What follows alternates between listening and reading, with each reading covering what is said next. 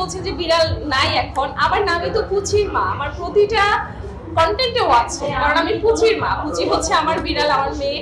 তো ওর মা যেহেতু আমি, ওকে স্কিপ করার তো কোনো কারণই নাই, তাই না?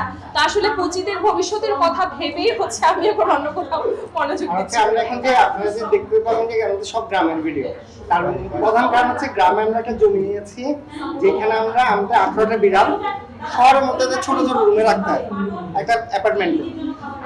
আমাদের খুবই ইচ্ছা হচ্ছে ওরা একেবারে মুক্ত আবহাওয়ায় করা হয়। সেখানে আমরা একটা মোটামুটি ওদের জন্য প্রমাণস্বরূপ একটা জায়গা কিনেছি গ্রামে, সেখানের মধ্যে ওদের জন্য ঘর বাড়ি করবো বলে গ্রামে মূলত।